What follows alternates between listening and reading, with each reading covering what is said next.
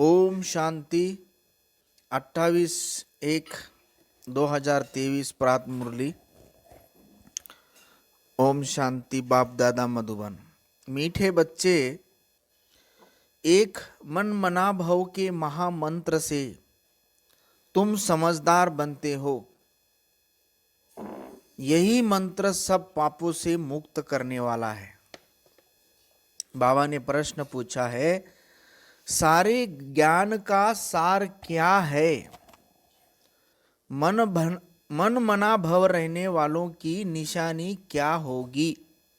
बाबा ने उत्तर में कहा है, सारे ज्ञान का सार है कि अब हमको वापिस घर जाना है।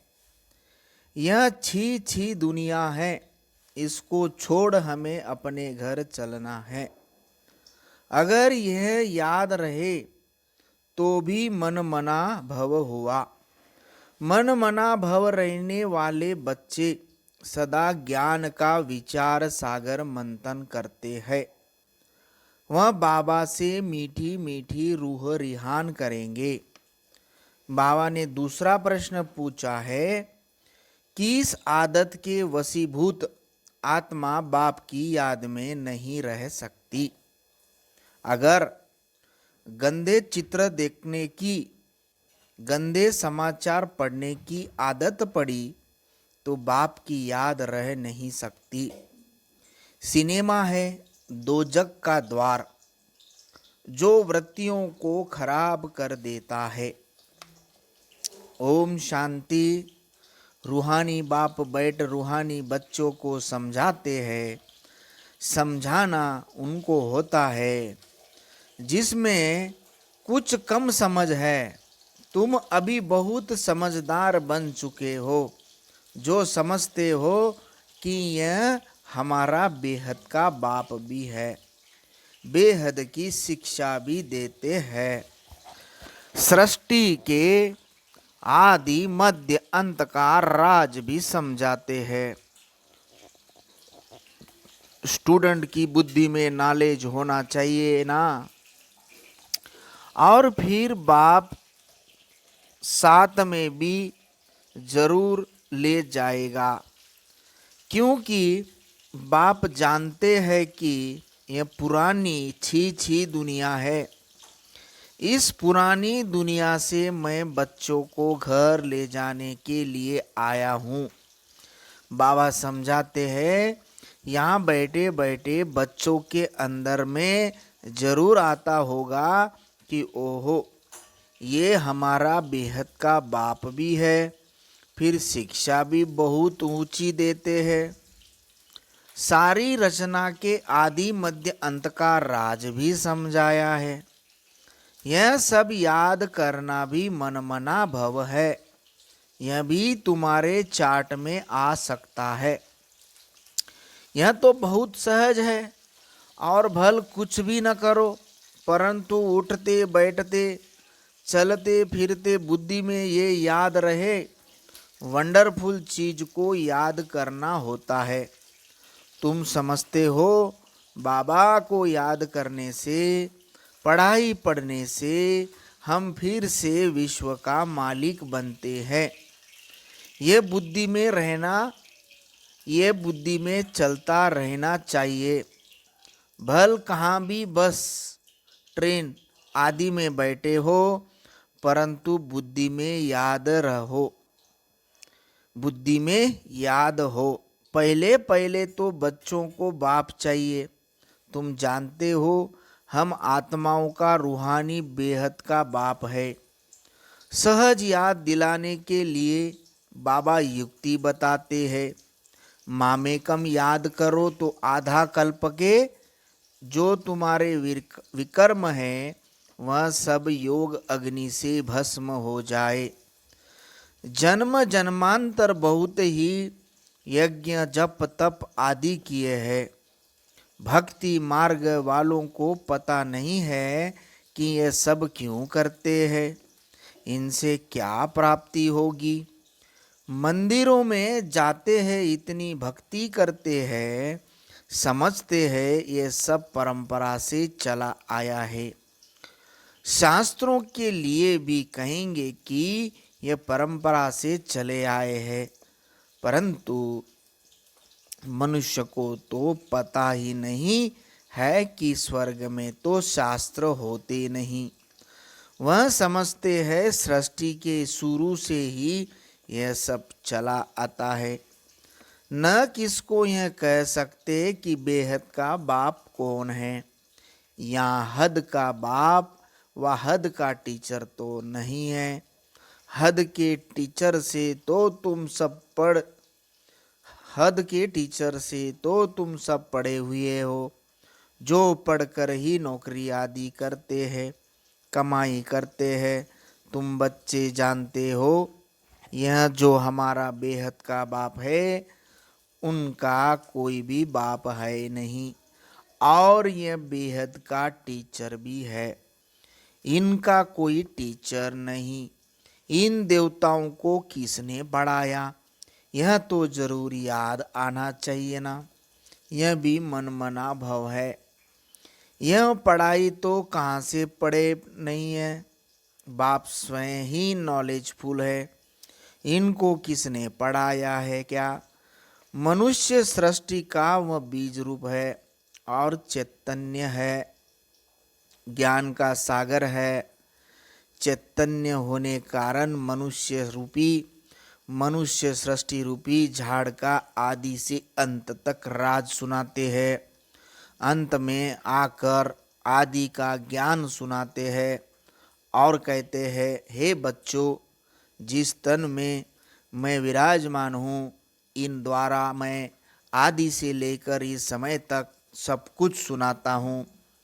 अंत के लिए तो पीछे समझाएंगे, तुम आगे चलकर समझ जाएंगे कि अब अंत है, क्योंकि इस समय तुम कर्मातीत अवस्था को पहुँच जाएंगे और आसार भी देखेंगे कि इस पुरानी छीछी दुनिया का विनाश तो होना ही है। यह कोई नई बात नहीं है, अनेक बार देखा है और देखते ही रहेंगे। कल्प पहले राज्य लिया था, फिर गवाया, अब फिर ले रहे हैं। बाबा हमको पढ़ाते हैं, तुम समझते हो हम ही विश्व के मालिक थे। फिर 84 जन्म लिए, फिर बाबा विश्व का मालिक बनाने के लिए वही ज्ञान दे रहे हैं। तुम अंदर में समझते हो बाबा टीचर भी है। अच्छा, अगर बाप याद नहीं पड़ता तो टीचर को याद करो। टीचर कब भूलेगा क्या, टीचर से तो पढ़ते रहो। हाँ, माया गफलत कराती है। माया क्या कराती है, गफलत कराती है, वह तुमको पता नहीं पड़ता है। माया आँखों में धूल डाल देती है। जो हमको भगवान पढ़ाते हैं, ये एकदम भूल जाते हैं। बाप हर बात की समझानी देते हैं। यह है बेहद की समझानी, वह है हद की समझानी। यह बेहद की नॉलेज बाबा कल्प कल्प तुम बच्चों को देते हैं। अच्छा, जास्ती पढ़ नहीं सकते हो तो भला बाप के रूप से याद करो। उनका तो कोई बाप है नहीं, वह सबका बाप है, परंतु उनके बच्चे सब है। कोई बता सकेगा कि शिव बाबा किसका बच्चा है। वह है बेहद का बाप। बच्चे समझते हैं तुम बेहद के बाप के बने हैं। यह हमारी पढ़ाई भी वंडरफुल है और हम ब्राह्मण ही पढ़ते हैं। देवता व क्षत्रिय वैश्य शूद्र यह पढ़ाई नहीं पढ़ सकती। बाप की यह नॉलेज ही बिल्कुल न्यारी है, तुम्हारे सिवाय कोई समझ न सके। तुम बच्चों को खुशी का पारा चढ़ता है कि हम तमो प्रधान से सतो प्रधान बने। अब उच्च पद पाने लिए खूब पुरुषार्थ करना है। ऐसे नहीं, स्वर्ग में तो सब जाएंगे। अगर ज्ञान और योग की धारणा नहीं होगी तो उच्च पद नहीं मिलेगा। बाबा कहते हैं, 16 कला संपूर्ण बनने में याद की बहुत मेहनत है। देखना है किसको दुख तो नहीं देते हैं। हम सुखदाता के बच्चे हैं, सबको सुख देना है। मनसा वाचा कर्मणा, किसको दुख नहीं देना है। इस समय तुम जो पढ़ते हो, गुलगुल बनते हो, ये कमाई ही तुम्हारे साथ चलने वाली है। इसमें कोई किताब आदि पढ़ने की ज़रूरत ही नहीं। उस पढ़ाई में कितने किताब आदि पढ़ने पड़ते हैं। ये बाबा की नॉलेज सबसे न्यारी है और बड़ी समझ भी है, परंतु है सब गुप्त। तुम्हारे सिवाय कोई समझ न सके कि ये क्या पढ़ते हैं। वंडरफुल पढ़ाई है। बाप कहते हैं सभी एब्सेंट नहीं होना, कभी एब्सेंट नहीं होना, पढ़ाई कभी नहीं छोड़ना। बाबा के पास सबका रजिस्टर आता है, उनसे ही बाबा समझ जाता है। ये 10 मास एब्सेंट रहा, ये 6 मास रहा। कोई तो चलते चलते पढ़ाई भी छोड़ देते हैं। यह बहुत वंडरफुल चीज़ है। ऐसी वंडरफुल चीज़ और कोई होती ही नहीं। कल्प कल्प तुम बच्चों को ऐसा बाप आकर मिलता है। तुम बच्चे जानते हो ये साकार बाप तो पुनर्जन्म में आता है। ये 84 का चक्र खाते हैं। ततत्वम, यह खेल है ना, खेल कभी भूला नहीं जाता, खेल सदैव याद रहता है। बाबा समझाते हैं एक तो यह दुनिया दोजक है और उसमें भी खास है बाइस्कोप। बाइस्कोप यानी सिनेमा दोजक है। वहाँ जाने से वृत्तियाँ बहुत खराब हो जाती है। अखबार में भी कोई अच्छे अच्छे चित्र देखते हैं तो उसमें भी बुद्धि जाती है। ये खूबसूरत है, इनको प्राइज मिलनी चाहिए, ख्यालात चलती है। ऐसा देखे ही क्यों, बुद्धि से समझते हैं यह सारी दुनिया ही खत्म हो जाने वाली है। तुम सिर्फ मुझे ही याद करो, ऐसी ऐसी चीज़ें न देखो, न ख्याल करो। यह तो पुरानी दुनिया के छी छी गंदे शरीर है, इनके तरफ क्या देखना, एक बाप को ही देखना। बाबा कहते हैं मीठे मीठे बच्चे, मंजिल बहुत ऊंची है, माया कोई कम नहीं है। माया का देखो कितना भपका है। उस तरफ है साइंस और यहाँ है तुम्हारी साइलेंस। वो लोग चाहते हैं मुक्ति को पाए, यहाँ तुम्हारी एम ऑब्जेक्ट है जीवन मुक्ति को पाने की। जीवन मुक्ति पाने का कोई रास्ता बता न सके, सन्यासी आदि कोई भी यह नॉलेज दे न सके। वो किसको समझा नहीं सकते कि गृहस्थ व्यवहार में रहकर पवित्र बनना है। यह एक ही बाप समझाते हैं। भक्ति मार्ग में टाइम वेस्ट ही होता आया है। कितनी भूलें होती है, भूल करते करते भोले ही बन गए हैं। ये लास्ट जन्म 100% भूलों का ही है। जरा भी बुद्धि काम नहीं करती। अब बाबा तुमको समझाते हैं तब तुम समझते हो। अभी तुम सब समझ गए हो तो औरों को भी समझाते हो। खुशी का पारा भी तुम्हें चढ़ता है।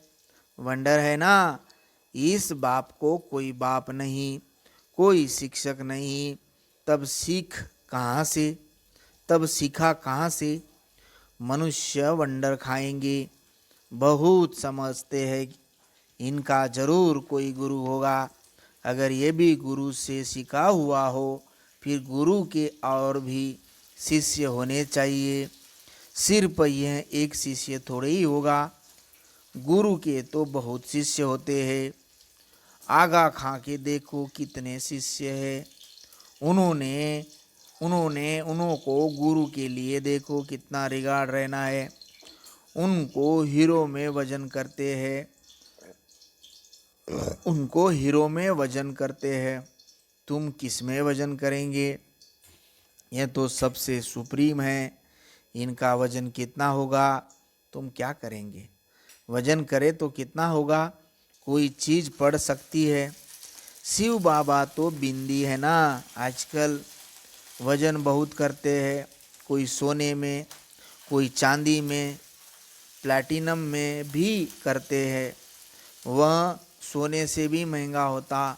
अब आप समझाते हैं वह जिस्मानी गुरु तो तुम्हें सदगति देते नहीं।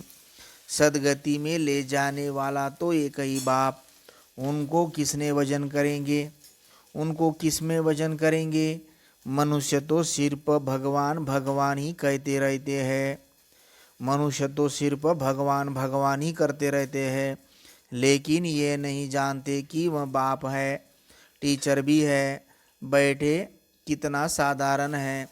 बच्चों का मुखड़ा देखने के लिए थोड़ा सा ऊपर बैठते हैं। मददगार बच्चों के बिगर हम स्थापना कैसे कर सकते हैं? जो जास्ती मदद करते हैं उनको जरूर बाबा लव करेंगे। लौकिक में भी एक बच्चा 2000 कमाता, दूसरा 1000 कमाता होगा तो बाबा का लव किस पर रहेगा? परंतु आजकल तो बच्चे पूछते ही बाप को कहाँ है। बेहद का बाप भी देखते हैं फलाने फलाने बच्चे बहुत अच्छे मददगार है। बच्चों को देख देख बाबा हर्षित होते हैं, आत्मा खुश होती है। कल्प कल्प में आता हूँ और बच्चों को देख बहुत खुश होता हूँ।